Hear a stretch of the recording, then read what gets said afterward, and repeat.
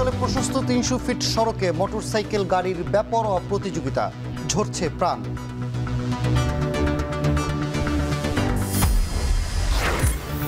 ভরা মৌসুমেও মিলছে না ইলিশ, হতাশ জেলেরা। নিষেধাজ্ঞার সময় পেছানোর দাবি মৎস্যজীবীদের।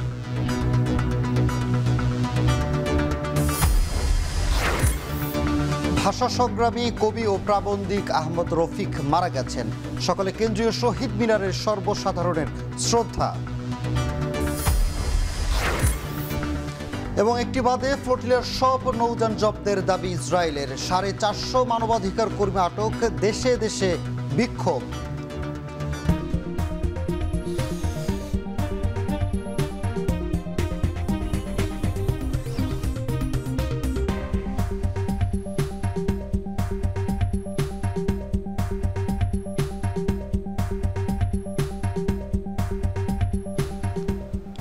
স্বাগত। এখন সকালে পুরো আয়োজন আপনাদের সঙ্গে আছি আমরা দুজন, আমি শামিমা শাম্মী, আমি সানি মৃধা।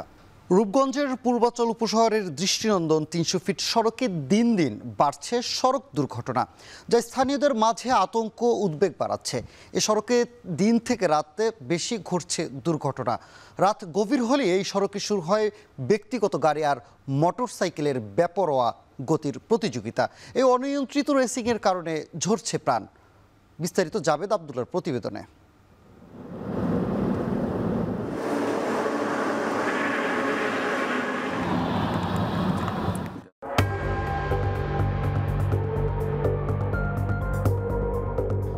কেমন যেন একটা চাপা উৎকণ্ঠা। 14 লেনের এক্সপ্রেসওয়েতে ছুটছে অসংখ্য যানবাহন। এর মধ্যে একটা উল্লেখযোগ্য সংখ্যায় গাড়ির চালক তরুণ তরুণী। মনে হয় এই বুঝি অদক্ষ চালকের হাতে সড়কে প্রাণ যাবে আবারও কারো।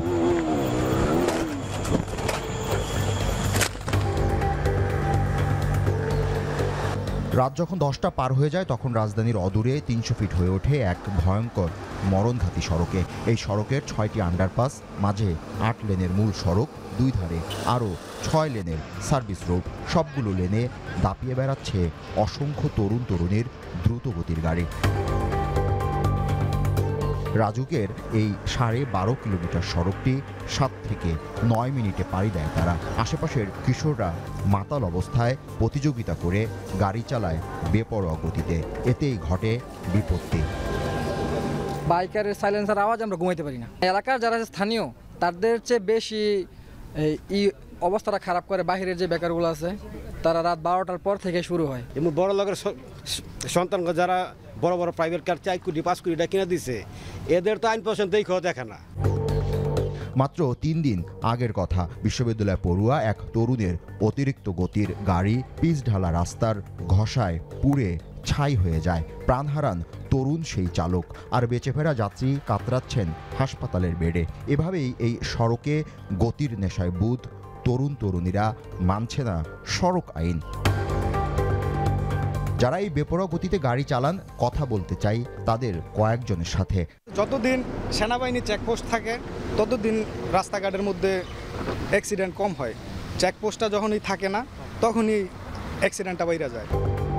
চলতি বছরের আগস্ট থেকে সেপ্টেম্বর পর্যন্ত বেপরোয়া গতিতে গাড়ি চালিয়ে মৃত্যু ঘটানোর অপরাধে ফৌজদারি কার্যবিধি অনুযায়ী রূপগঞ্জ থানায় মামলা হয়েছে 26টিরও বেশি। কাঞ্চন হাইওয়ে পুলিশ ক্যাম্পের রেজিস্টার ঘেঁটে দেখা যায় 31 জুলাই পর্যন্ত সড়ক পরিবহন আইন 2018 সংক্রান্ত ট্রাফিক মামলা রুজু হয়েছে 139টি।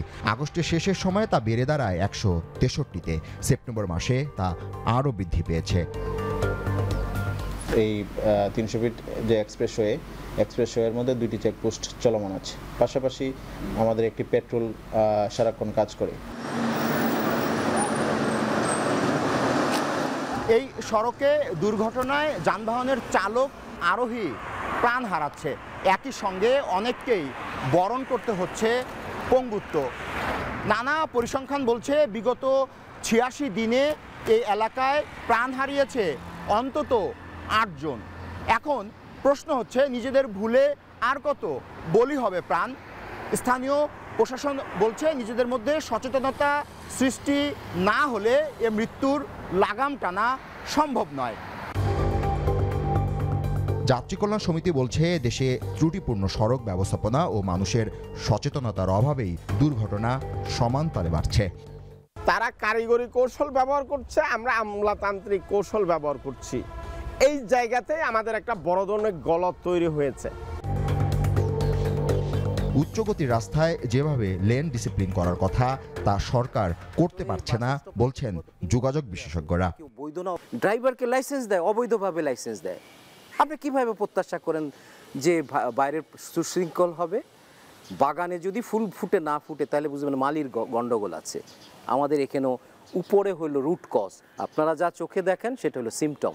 ওরা যদি ফাংশন করতো, অন্যান্য দেশে ফাংশন করে, যেই কারণে সুশৃঙ্খল থাকে।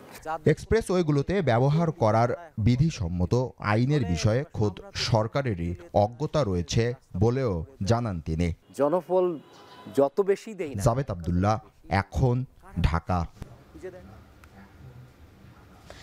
ইলিশ রক্ষায় চাঁদপুর সহ দেশের 6টি অভয়াশ্রমে শুরু হচ্ছে মাছ ধরায় নিষেধাজ্ঞা। আগামী 4 থেকে 25 অক্টোবর পর্যন্ত 22 দিন চলবে কর্মসূচি। অভিযান সফল করতে সব প্রস্তুতি শেষ করেছে প্রশাসন। এদিকে ভরা মৌসুমেও জালে ধরা পড়েনি আশানুরূপ ইলিশ। এতে চরম হতাশায় জেলেরা। সময়সীমা পেছানোর দাবি তাদের। সহকর্মীদের পাঠানো তথ্য, ছবিতে বিস্তারিত প্রতিবেদন। আশ্বিনের ভরা পূর্ণিমাকে কেন্দ্র করে নদীতে ডিম ছাড়ে মা ইলিশ। দেশে ইলিশের উৎপাদন বৃদ্ধির লক্ষ্যে চলতি বছর 4 থেকে 25 অক্টোবর পর্যন্ত 22 দিন 6টি অভয়াশ্রমে সব ধরনের মাছ শিকার নিষিদ্ধ করেছে সরকার। চাঁদপুরের মতলব উত্তর উপজেলার 7 নল থেকে হাইমচর উপজেলার চর ভৈরবী পর্যন্ত 70 কিলোমিটার এলাকা এই নিষেধাজ্ঞার আওতায় থাকবে। এ সময় নদীতে সকল ধরনের মাছ আহরণ, পরিবহন, মজুত ও বিক্রি নিষিদ্ধ। এদিকে নিষেধাজ্ঞার সময় কর্মহীন হয়ে পড়েন জেলেরা। এ সময় তাদের সংসার চালানো নিয়ে বাড়ে দুশ্চিন্তা। এই অবস্থায় সরকারি সহায়তা বাড়ানোর পাশাপাশি ঋণের কিস্তি বন্ধ রাখার দাবি জানিয়েছেন তারা। অভিযানের সময় কিস্তিটা বন্ধ করে দিলে মানুষের জন্য অনেক সুবিধা। অভিযান পালন করতে হইব, তো আমরা কিস্তি লইয়া পুরা বিপদে পড়বো আর কি। চলতি মৌসুমে সাগর নদীতে ভোলায় ইলিশের পরিমাণ কম। এখনও ইলিশের প্রজনন সময় শুরু হয়নি জানিয়ে নিষেধাজ্ঞার সময় পুনর্বিবেচনার দাবি জেলেদের। 4 তারিখে যে অভিযান দেয়, মাছ মনে হয় বৃদ্ধি হবে না, কিন্তু মাছের ডিম নাই। ডিম না থাকলে ইলিশ মাছের বৃদ্ধি হবে কোথা থেকে? মা ইলিশ এখন পর্যন্ত কোনো ডিম হয় নাই। আমরা এটা পিছানোর জন্য 13 অক্টোবর থেকে 20 অক্টোবরের মধ্যে আমরা এটা চাই, এখন এটা তার চাই। গত বছর আমাদের অভিযানটা ছিল 13 অক্টোবর, এই বছর 4 অক্টোবর দেওয়াতে তা আমার মনে হয় যে অভিযানটা সফল হবে বলে সরকারের সার্থক, সফল হবে না বলে আমার সন্দেহ। জেলেদের দাবি সঠিক নয় উল্লেখ করে মৎস্য বিভাগ বলছে, বৈজ্ঞানিক তথ্য উপাত্তের ভিত্তিতেই নির্ধারণ করা হয় এ সময়সীমা। জেলেদের প্রতিনিধির তাদের পরামর্শ ক্রমেই কিন্তু আসলে তারিখ নির্ধারিত হয়েছে। তা আমি আশা করি এবার যে 4 অক্টোবর থেকে 25 অক্টোবর যে অভিযানটি হবে, এটি শতভাগ সফল হবে। নিষেধাজ্ঞার 22 দিনে খাদ্য সহায়তা হিসেবে নিবন্ধিত প্রত্যেক জেলে পরিবারকে 25 কেজি করে চাল দেয় সরকার। এ সময় মা ইলিশ রক্ষায় ছাড় না দেওয়ার ঘোষণা প্রশাসনের। আমরা মাইকিং, লিফলেট, পোস্টার, ব্যানার এইগুলা আমরা গুরুত্বপূর্ণ স্থানগুলোতে দিব। ইতিমধ্যে আমরা বিজিএফ এসে যখন পৌঁছাবে আমরা তাড়াতাড়ি বিজিএফ গুলো বিতরণ করব। আমরা জেলে যারা আছে প্রাপ্তবয়স্ক তাদেরকে আমরা জেল জরিমানা দুইটাই দিব।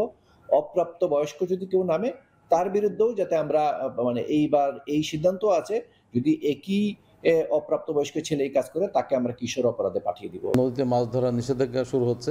এই সময়তে নিবন্ধিত জেলেদের জেলেদের এগেনস্টে যে চাল আমরা পাবো, সেই চালটি যথাযথভাবে যথাসময়ে আমরা বিতরণের ব্যবস্থা করব। মা ইলিশ রক্ষার অভিযান সফল হলে আগামীতে দেশের নদীগুলো ইলিশের প্রাচুর্যে ভরে উঠবে বলে প্রত্যাশা মৎস্য বিভাগের। নাজমুস সাকিব সামি, এখন। ছুটির দিনে সৈয়দপুরের বাজারে বেড়েছে মাছের সরবরাহ। তারপরও কেজিতে 15 থেকে 20 টাকা বেড়ে বিক্রি হচ্ছে মাছ। এদিকে মেহেরপুরের বাজারে চড়া কাঁচা মরিচের দাম। সপ্তাহের ব্যবধানে প্রতি কেজি মরিচের দাম বেড়েছে প্রায় 140 টাকা। এ নিয়ে বিস্তারিত জানাতে প্রথমেই মাছের দাম জানতে সৈয়দপুর থেকে যুক্ত হবেন আমিরুল বাপ্পি, পরে মরিচের দাম জানাতে মেহেরপুর বড় বাজার থেকে যুক্ত হবেন মুজাহিদ আল মুন্না। আমরা শুরুতেই মাছের দাম জানতে বাপ্পির কাছে যাব।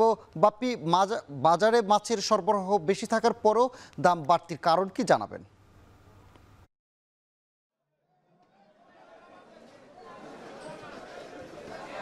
সানি, আজকে শুক্রবার এবং শুক্রবারে সাধারণত মানুষের মধ্যে বাজার করার একটা তাগিদ থাকে, যেহেতু সাপ্তাহিক ছুটির দিন।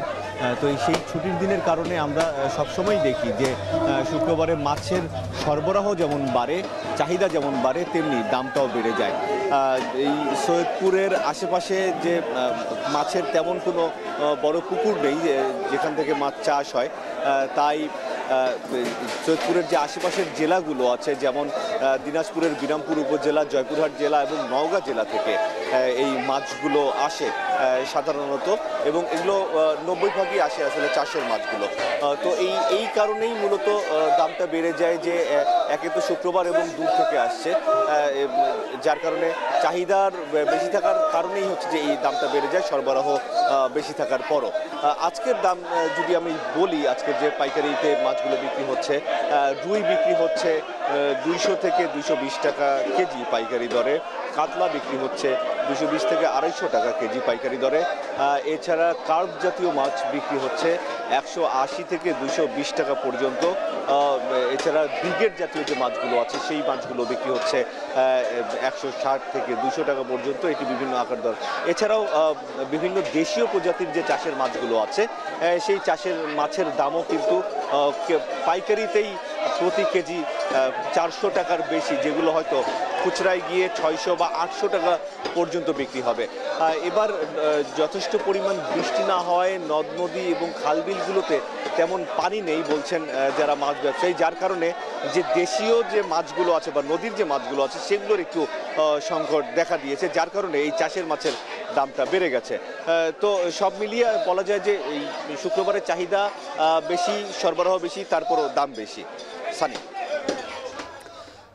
সৈয়দপুর থেকে মাছ বাজারের সর্বশেষ জানাচ্ছিলেন আমিরুল বাপ্পি। এবার কাঁচা মরিচের দরদাম যাতে মেহেরপুর থেকে যুক্ত আছেন মুন্না, হঠাৎ কাঁচা মরিচের দাম এতটা বাড়ার কারণ কি বলছেন বিক্রেতারা?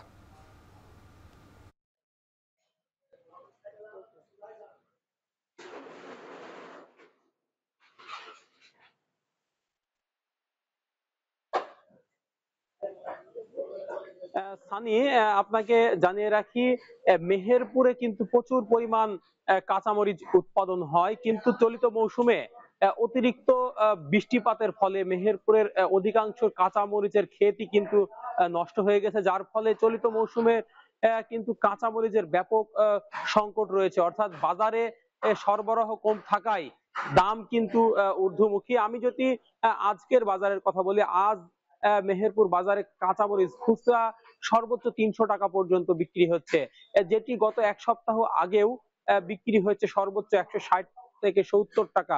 অর্থাৎ সপ্তাহের ব্যবধানে প্রায় 130 থেকে 40 টাকা কিন্তু প্রতি কেজি কাঁচামরিচের দাম বেড়েছে। এছাড়াও আমি যদি আপনার অন্যান্য মশলা জাতীয় সবজির দিকে তাকাই, যেমন পেঁয়াজ কিন্তু প্রতি কেজিতে 5-6 টাকা বেড়ে আজ বিক্রি হচ্ছে 75 টাকায়, রসুন বিক্রি হচ্ছে 120 থেকে 150 টাকা পর্যন্ত, আদা বিক্রি হচ্ছে প্রতি কেজি 250 থেকে 280 টাকা পর্যন্ত। এছাড়াও বাজারে কিন্তু সবজি সরবরাহ অনেকটাই কম, যার ফলে দাম কিন্তু ঊর্ধ্বমুখী। আজ প্রতি কেজি বেগুন বিক্রি হচ্ছে সর্বোচ্চ 100 টাকা করে, যে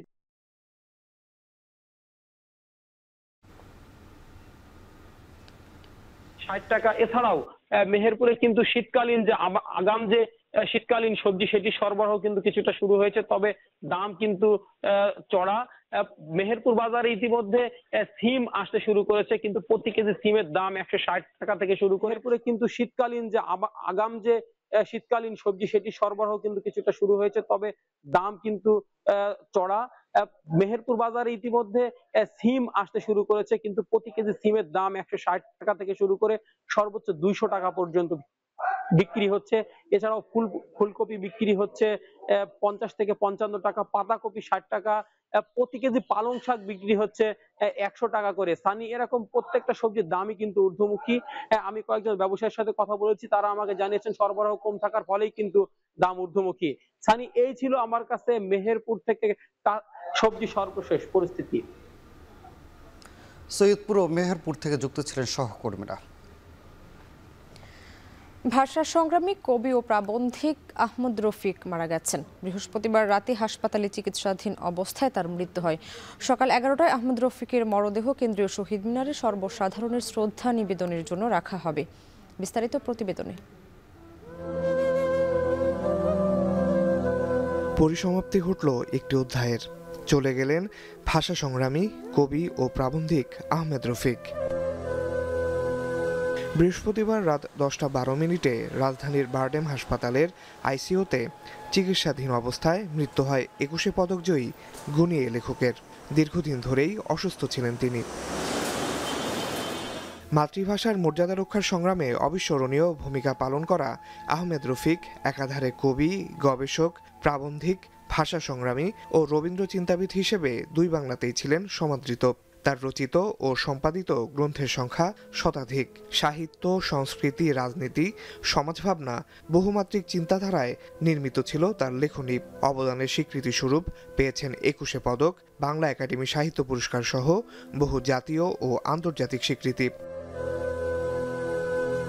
2006 সালে স্ত্রী মারা যাওয়ার পর নিঃসন্তান ও একাকী জীবনযাপন করতেন আহমেদ রফিক। মৃত্যুর আগে নিজ মরদেহ ইব্রাহিম কার্ডিয়াক হাসপাতাল মেডিকেল কলেজে দান করে গেছেন। কিডনির সমস্যা, ডায়াবেটিসের সমস্যা, অন্য ওই যে ইএসআর বাড়তি ছিল, অন্য সমস্যা, সোডিয়াম কম ছিল। আমরা সিদ্ধান্ত নিয়েছি যে আজকে এখানে গোসলের পরে ওনাকে মর্চুয়ারিতে রাখা হবে। শনিবার দিন বেলা 11টায় সর্বসাধারণের শ্রদ্ধা নিবেদনের জন্য আমরা ওনাকে শহীদ মিনারে নিয়ে যাব। বাংলাদেশে চিকিৎসা মানে যাতে একটু ভালো দিকে যায়, কিছু করতে পারার এই চাওয়াটা ওনার সবসময় ছিল। উনি ওনার দেহ দান করে গেছেন বারডেম হাসপাতালকে আজকে থেকে প্রায় 10-12 বছর আগে। আহমেদ রফিক চলে গেলেও তার চিন্তা, কর্ম ও আদর্শ দিক নির্দেশনা দেবে ভবিষ্যৎ প্রজন্মকে। আসিফ ইকবাল খান, এখন, ঢাকা। প্রতিষ্ঠার 25 বছরে রপ্তানির রেকর্ড গড়েছে কুমিল্লা ইপিজেড। $902 মিলিয়ন পণ্য রপ্তানি হয়েছে বিভিন্ন দেশে। 46টি প্রতিষ্ঠানে 50,000 মানুষের কর্মসংস্থান হয়েছে, যা স্থানীয় অর্থনীতিকে করেছে গতিশীল। তবে প্লট খালি না থাকায় নতুন করে শিল্প প্রতিষ্ঠান গড়ে ওঠার সুযোগ নেই। বিস্তারিত খালেদ সাইফুল্লাহর প্রতিবেদনে। ভোর থেকেই শত শত শ্রমিকের ব্যস্ত পদচারণায় মুখর হয়ে ওঠে কুমিল্লা ইপিজেড। যন্ত্রের শব্দ যোগ করছে শিল্প আর রপ্তানির নতুন সব গল্প। বছরে $400 মিলিয়ন রপ্তানির লক্ষ্যমাত্রা দ্বিগুণ হয়েছে আরও আগেই। প্রতিষ্ঠার 25 বছরে রপ্তানিতে রেকর্ড করেছে কুমিল্লা ইপিজেড। 2024-25 অর্থ বছরে এখান থেকে $902 মিলিয়ন পণ্য গেছে বিশ্বের বিভিন্ন দেশে। করোনা ও ইউক্রেন রাশিয়া যুদ্ধের ধাক্কা কাটিয়ে ফের ঘুরে দাঁড়িয়েছে কুমিল্লা ইপিজেড। 50,000 শ্রমিকের প্রাণচাঞ্চল্যে মুখরিত ইপিজেডে কাজ করছে 66% নারী। প্রতি মাসে এখানকার শ্রমিকদের বেতন ভাতা বাবদ খরচ প্রায় 250 কোটি টাকা, যা চাঙ্গা করছে স্থানীয় অর্থনীতিকেও। আমি এখানে আসার পর আমার ফ্যামিলি মনে করেন আমি চালাইতেছি, আমার দিয়ে মানে ফ্যামিলি চলতেছে, তা আমি অনেক ভালো চলতেছি এখানে আসার পর। আমি নিজে চাকরি করতেছি, সাথে পরিবারকেও চালাচ্ছি, মানে বরং পছন্দ যোগাচ্ছি, সব কিছু করতেছি। এখানে তৈরি পোশাক, জুতা, ইলেকট্রনিক্স, প্লাস্টিক ও ফ্যাশন অ্যাক্সেসরিজ সহ বিভিন্ন পণ্য রপ্তানি হয় যুক্তরাষ্ট্র, জাপান সহ ইউরোপের বিভিন্ন দেশে। আর বিনিয়োগে যুক্ত আছে অন্তত 15টি দেশ। এখন পর্যন্ত $613 মিলিয়ন বিনিয়োগ করেছে বিভিন্ন প্রতিষ্ঠান। 270 জন বিদেশি কর্মকর্তা থাকেন এখানে। I think all the foreign investor here stay here. We want the government means BEPSA, tax office, or commercial, or the government department can help us more and more এবং যে কোনো সমস্যা হলে সেটা আমরা ইপিজেড থেকে ইনস্ট্যান্ট এটা আমরা একটা সাপোর্ট পাচ্ছি ওনাদের ব্যবসা সহযোগিতায় আমরা আজকে এত বড় একটা কোম্পানিতে গ্রো আপ করতে পারছি আর কি। আমরা দীর্ঘ 2009 সাল থেকে আমরা এখানে বিজনেস করেছি এবং আমাদের লোকাল এমপ্লয়ি বেশিরভাগ নিয়ে আমরা কাজ করছি। ডে বাই ডে আমাদের প্রোডাকশন ক্যাপাসিটি বেড়ে যাচ্ছে, এটার কারণ হচ্ছে আমাদের কোয়ালিটি বেড়েছে।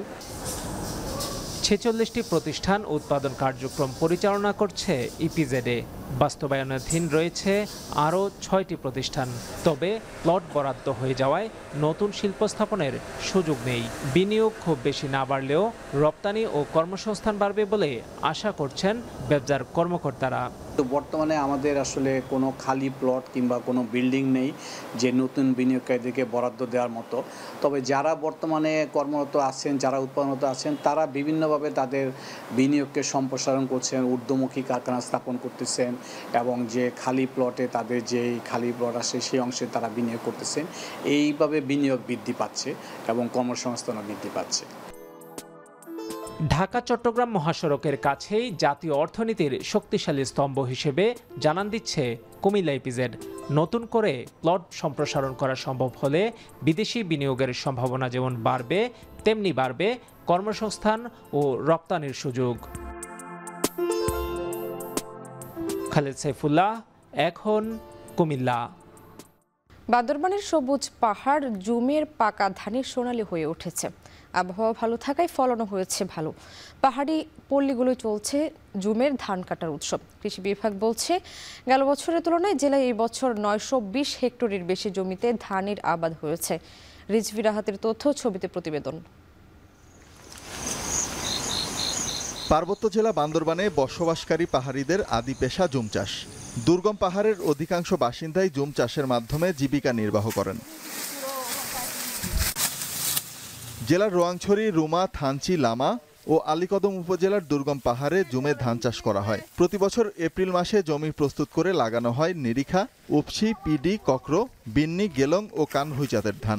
এরপর 4 মাস পরিচর্যা শেষে সেপ্টেম্বরে শুরু হয় জুমের ধান কাটা, চলে অক্টোবর পর্যন্ত।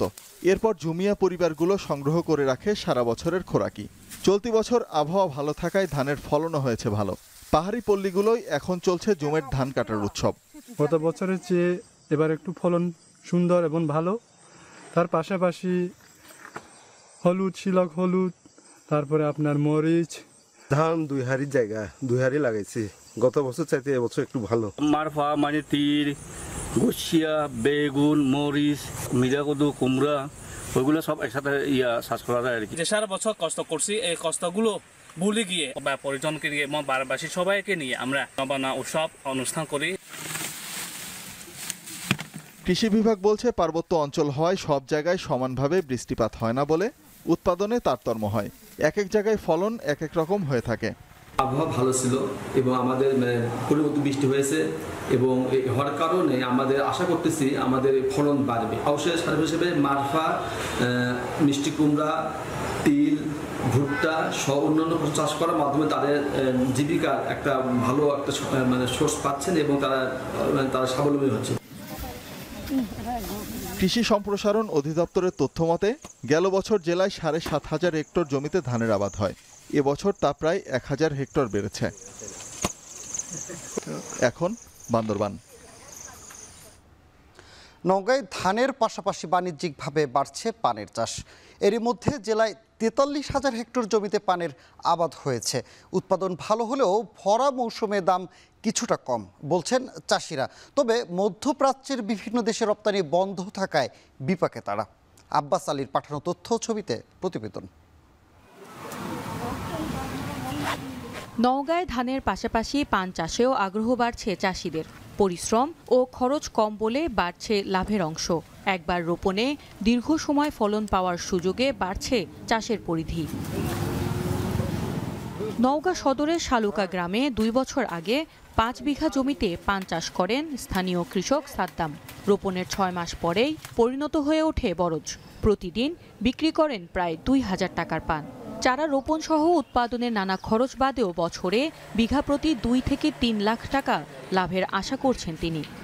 বর্তমানে খরচ অনুযায়ী পান থেকে আমরা লাভটা পাচ্ছি না, তবে আশা করছি ভবিষ্যতে আমরা এই কিছুটা লাভের আশা করছি।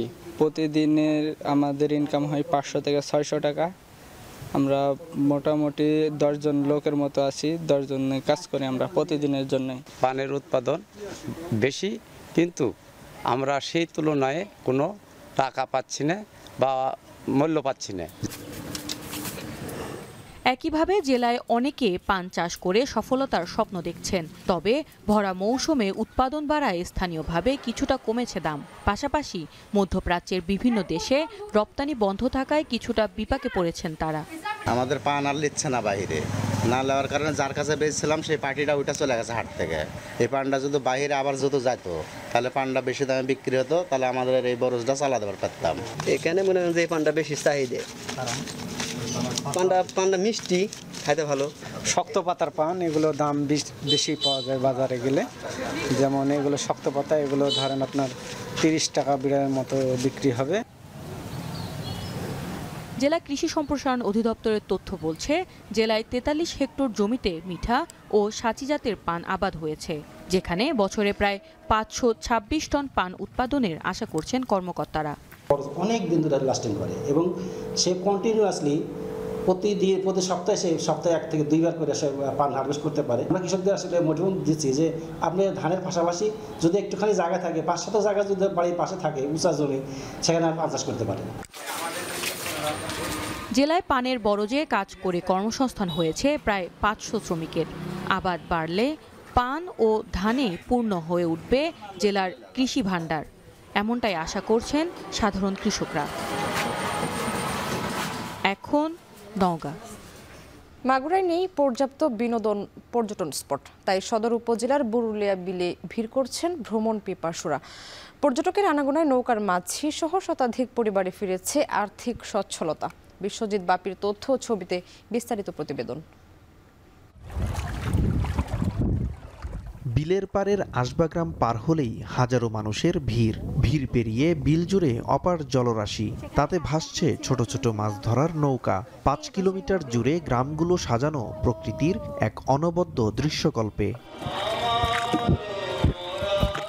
কোলাহলের মাঝে বিলের নৌকা থেকে ভেসে আসে গানের সুর। কেউ গান গেয়ে নিজেকে হারিয়ে তুলছে ছবি, কেউ আনন্দে আত্মহারা। সব মিলিয়ে প্রকৃতি প্রেমীদের মিলন মেলা। মাগুরা সদর থেকে 15 কিলোমিটার যেতে কুচিয়ামুড়া ইউনিয়নের বুরুলিয়া বিল। বছরে একবার আবাদ হয় আর প্রায় সারা বছরই থাকে পানি। পাওয়া যায় দেশি মাছ। মাগুরা সহ পার্শ্ববর্তী এলাকার দেশি মাছের চাহিদা মেটে এখান থেকেই। এই জনপদের প্রধান উপার্জন কৃষিকাজ ও মাছ ধরা।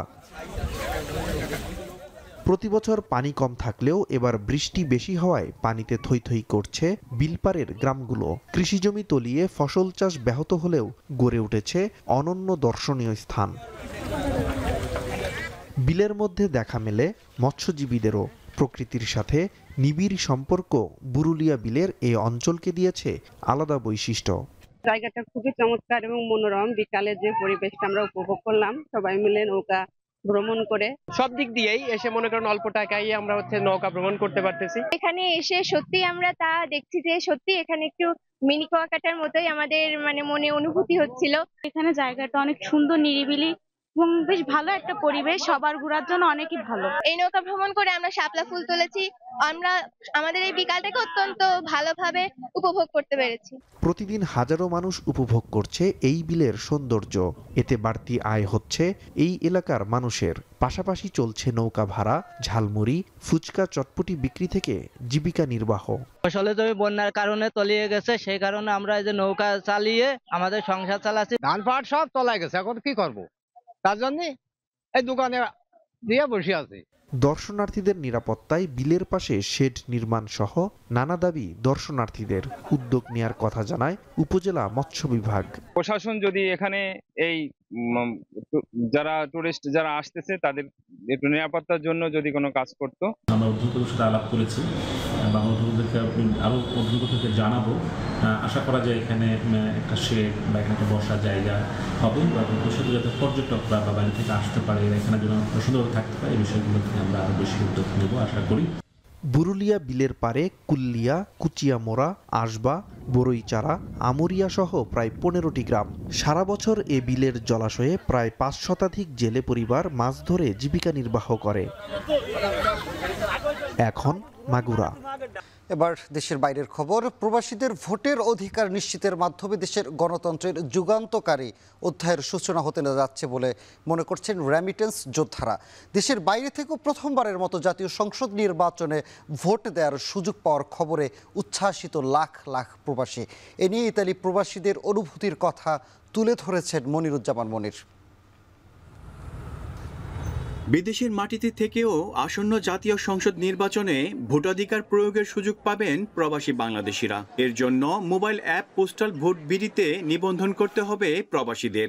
উল্লেখ করতে হবে বিদেশের নির্দিষ্ট ঠিকানা, আর সেই ঠিকানায় দেশ থেকে পাঠানো হবে পোস্টাল ব্যালট পেপার। ব্যালটে থাকা নির্দেশিত পদ্ধতিতে পছন্দের প্রার্থী বা প্রতীকে ভোট দিতে পারবেন ভিন দেশে থাকা বাংলাদেশিরা। এরপর নির্ধারিত দিনের মধ্যে ডাকযোগে দেশে ফেরত পাঠাতে হবে ভোট দেয়া পোস্টাল ব্যালট। এই প্রক্রিয়ায় ব্যালট প্রতি খরচ হবে আনুমানিক 700 টাকা, যা নির্বাচনের বাজেট থেকে বহন করা হবে। দেশের ইতিহাসে প্রথমবারের মতো নির্বাচন কমিশনের এমন উদ্যোগে আনন্দিত ইতালি সহ বিশ্বের বিভিন্ন দেশে থাকা বাংলাদেশিরা। বিদেশে থাকা বাংলাদেশিদের ভোটাধিকার নিশ্চিতের মধ্য দিয়ে গণতান্ত্রিক অগ্রযাত্রা এবং সর্বত্র নাগরিক সেবা পৌঁছে দেওয়ার যাত্রায় দেশ এক ধাপ এগিয়ে গেল বলে মনে করছেন ইতালিতে থাকা রেমিটেন্স যোদ্ধারা। এবারই জাতীয় সংসদ নির্বাচনে ভোটের অধিকার পেতে যাচ্ছে, এতে আমরা অনেক আনন্দিত। ইতালি প্রবাসীদের পক্ষ থেকে ধন্যবাদ জানাচ্ছি আমাদের প্রবাসীদেরকে সম্মানিত করার জন্য এবং ভোটে অংশগ্রহণ করার সুযোগ দেওয়ার জন্য। দেশের অর্থনীতিতে বড় অবদান রাখা প্রবাসীদের রাজনৈতিক মতামতে গুরুত্ব দেওয়ার এই পথ সূচনায় রেমিটেন্স প্রবাহ আরো বাড়বে বলে মনে করা হচ্ছে। 5ই আগস্ট পূর্বের যে আন্দোলন সংগ্রামে প্রবাসীদের যে ভূমিকা, সেই ভূমিকার স্বীকৃতি স্বরূপ আমরা বাংলাদেশ সরকারের কাছে আগামী নির্বাচনে প্রবাসীদের এই 1.5 কোটি প্রবাসীদের জন্য অন্তত 30 থেকে 35টি সংরক্ষিত আসন দাবি করছি। কারণ এটা আমরা মনে করি এটা আমাদের প্রবাসীদের প্রতিনিধিত্ব করার জন্য একটা সুযোগ সৃষ্টি হবে। ভোটাধিকার প্রয়োগের এই প্রক্রিয়া দেশপ্রেম ও গণতান্ত্রিক চেতনাকে সারা বিশ্বে ছড়িয়ে দেওয়ার একটি প্রয়াস হিসেবে দেখছেন প্রবাসীরা। এর মধ্য দিয়ে আগামী সংসদ নির্বাচন অংশগ্রহণমূলক ও স্বচ্ছতার মাপকাঠি হবে বলে প্রত্যাশা রেমিটেন্স যোদ্ধাদের। মনিরুজ্জামান মনির, এখন ইতালি। 44 নৌযানের গ্লোবাল সুমুদ ফ্লোটিলার একটি ছাড়া বাকি সব জাহাজের যাত্রা আটকে দেওয়ার দাবি করে বিবৃতি দিয়েছে ইসরায়েল। বাকি জাহাজটি কাছাকাছি আসতেই কবজায় নেওয়া হবে বলে জানিয়েছে তেল আবিব। আটক জাহাজগুলোতে থাকা সবাইকে ইউরোপে পাঠানো হবে বলে জানিয়েছে নেতানিয়াহু প্রশাসন। এমন পরিস্থিতিতে দেশে দেশে বিক্ষোভে নিন্দার ঝড় উঠেছে। আরও জানাচ্ছেন তৌহিদুর রহমান। বুধবার রাত থেকে এভাবে গ্লোবাল সুমুদ ফ্লোটিলার নৌবহরে থাকা একের পর এক জাহাজ আটক করতে শুরু করে ইসরায়েলি বাহিনী। গাজা উপত্যকা অভিমুখে ত্রাণ নিয়ে যাত্রা করা মানবাধিকার কর্মীদের দিকে উঁচিয়ে ধরা হয় বন্দুকের নল। এরই মধ্যে একটি ছাড়া সবগুলো জাহাজসহ দুঃসাহসী অভিযাত্রীদের আটক করে নিজেদের কবজায় নেয়ার দাবি করছে ইসরায়েল। ক্ষুধার যন্ত্রণায় মৃত্যুর কোলে ঢলে পড়া গাজার নিরীহ ফিলিস্তিনিদের কাছে কিছুতেই ত্রাণ পৌঁছে দিতে চাইছে না নেতানিয়াহুর সেনারা। মানবিক এই অগ্রযাত্রায় সর্বপ্রথম ইসরায়েলের আক্রমণাত্মক আচরণের শিকার হয়েছে বহরটিতে নেতৃত্ব দেয়া সুইডেনের পরিবেশ কর্মী গ্রেটা থুনবার্গের নৌযান আলমা। I have been abducted and taken against my will by Israeli forces. Our humanitarian mission was non-violent and abiding by international law. Please tell my government to demand my and the others' immediate release. অবরোধ ভেঙে গাজাবাসের জন্য ত্রাণ নিয়ে যাওয়া global Sumud flotilla নৌবহরটি ইসরায়েলের রাজদূত বন্দরে নোঙর করা হয়েছে বলে জানিয়েছে তেল আবিব। এমনকি নৌবহরে থাকা সব মানবাধিকার কর্মী নিরাপদ এবং সুস্থ আছেন বলেও দাবি করছে ইসরায়েল। ফ্লোটিলার আটক মানবাধিকার কর্মীদের ইউরোপে ফেরত পাঠানো হবে বলে জানিয়েছে নেতানিয়াহু প্রশাসন। এমন পরিস্থিতিতেও গ্লোবাল সুমুদ ফ্লোটিলার সমালোচনা করে বসলেন ইতালির প্রধানমন্ত্রী জর্জিয়া মেলোনি। বৃহস্পতিবার তিনি বলেছেন, মানবাধিকার কর্মীদের এই মিশন কিংবা ইতালিতে এর সমর্থনে ডাকা ধর্মঘট কোনোটি ফিলিস্তিনিদের উপকার আসবে না। Ovviamente minuto per minuto la unità di crisi della Farnesina stanotte è stata in contatto anche con gli avvocati di alcuni degli imbarcati. এদিকে ইসরায়েলের এই কর্মকাণ্ডের জেরে ক্ষোভে ফুঁসে উঠেছে গোটা বিশ্বের মানুষ।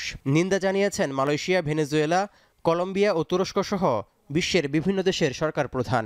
Gazze'deki insanlık suçlarını gizlemek için nasıl bir cinnet halinde olduğunu bir kere daha ispat etmiştir. বিশ্বের 50টির বেশি দেশের প্রায় 500 মানবিক মানুষ গাজায় খাবার, ত্রাণ ও ওষুধ পৌঁছে দিতে 44টি নৌযান নিয়ে গেল আগস্টের শেষে স্পেন থেকে যাত্রা শুরু করে global Sumud flotilla. Touhidur Rahman, এখন বিশ্ব। এবার জানাবো দেশের ফুটবলের খবর। হংকংয়ের বিপক্ষে জয়ের সম্ভাবনা রয়েছে বলে মনে করছেন বাংলাদেশের জাতীয় ফুটবল দলের সাবেক গোলরক্ষক সাইদ হাসান কানন। গ্রুপের সবচেয়ে শক্তিশালী দলের বিপক্ষে মাঠে নামার আগে প্রস্তুতিও ঘাটতি দেখছেন না তিনি। তবে দলের জন্য জামাল ভুঁইয়াকে কোচের কাজে লাগানো উচিত বলে মনে করেন তিনি। রেজাউল করিমের প্রতিবেদন। এশিয়ান কাপ বাছাইয়ে টিকে থাকতে হলে হংকংয়ের বিপক্ষে বাংলাদেশের জয় ছাড়া কোনো বিকল্প নেই। ঘরের মাঠে ম্যাচের 10 দিন আগে থেকেই ক্যাম্প শুরু করেছে জামাল ভুঁইয়ারা। লক্ষ্য একটাই, 3 পয়েন্ট আদায় করা। গ্রুপের সবচেয়ে শক্তিশালী দলটির বিপক্ষে নামার আগে অবশ্য সেরা প্রস্তুতি নিতে পারেনি বাংলাদেশ। গত ফিফা উইন্ডোতে নেপালের বিপক্ষে 2টি ম্যাচ থাকলেও কেবল একটি ম্যাচ খেলতে পেরেছে জামালরা। এর আগে সিঙ্গাপুর ম্যাচের আগে ভুটান আর ভারত ম্যাচের আগে মালদ্বীপের বিপক্ষে খেলেছে বাংলাদেশ। অন্যদিকে সেরা ছন্দে থাকা হংকং ইংলিশ ক্লাব ম্যানচেস্টার ইউনাইটেডকে আমন্ত্রণ জানিয়ে খেলেছে ম্যাচ। এরপর এশিয়ার পাওয়ার হাউস খ্যাত জাপান, দক্ষিণ কোরিয়া, এমনকি চায়নার মতো বড় দলগুলোর বিপক্ষে ম্যাচ খেলে নিজেদের ঝালাই করে নিয়েছে। তবে সাবেক জাতীয় দলের গোলরক্ষক সাইদ হাসান কানন মনে করছেন যে প্রস্তুতি হয়েছে তাতে ভালো ম্যাচ উপহার দেবে বাংলাদেশ। অনেকদিন তো একই টিম খেলছে, অনেকগুলো ম্যাচ খেলে আসছি আমরা, ভুটানের সাথে সিঙ্গাপুরের সাথে অনেক ম্যাচ খেলে আসছি, সেখানে আমাদের তো এক্সপিরিয়েন্স হয়েছে। এখন তো আর আমার মনে করি না যে এই আমাদের আর প্রস্তুতির কোনো ঘাটতি আছে। শেষ ম্যাচগুলোতে সেট পিচে সুযোগ তৈরি করেছে বাংলাদেশ, যেখানে বড় অবদান রাখছেন অধিনায়ক জামাল ভুঁইয়া। তবে গুরুত্বপূর্ণ ম্যাচে মাঠে নামতে পারছেন না তিনি। কানুন অবশ্য চান জামালকে কাজে লাগাবেন হ্যাভিয়ার কাবরেরা। কোচ তো জানে কোন সময় কারে নামাইতে হবে, এটা টোটালি কোচের উপরে ডিপেন্ড করে।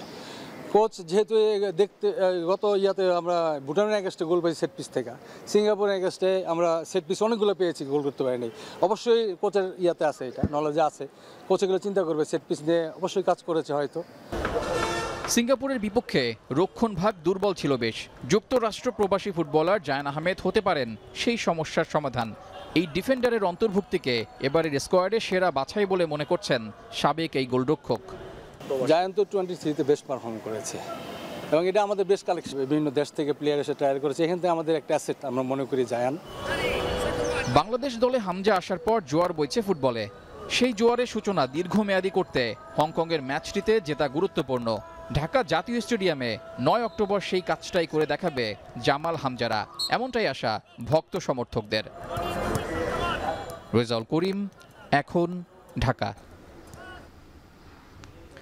শেষ করছি এখন সকাল। শিরোনামগুলো জানিয়ে দেব আরও একবার।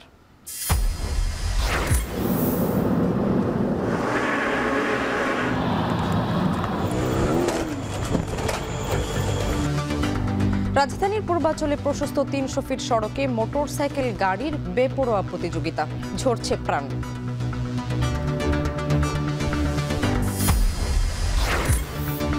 ভরা মৌসুমেও মিলছে না ইলিশ, হতাশ জেলেরা। নিষেধাজ্ঞার সময় পেছানোর দাবি মৎস্যজীবীদের।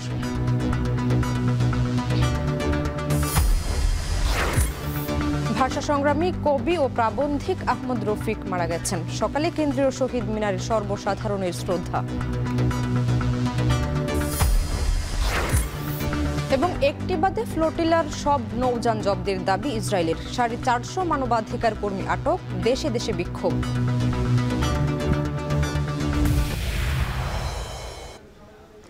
এই ছিল এখন সকালে। এখন টেলিভিশন ওয়েবসাইটে দেখতে ভিজিট করুন www.ekon.tv এবং ফেসবুকে দেখতে ভিজিট করুন facebook.com/tv.ekon এবং ইউটিউবে দেখতে ভিজিট করুন youtube.com/c/ekontv।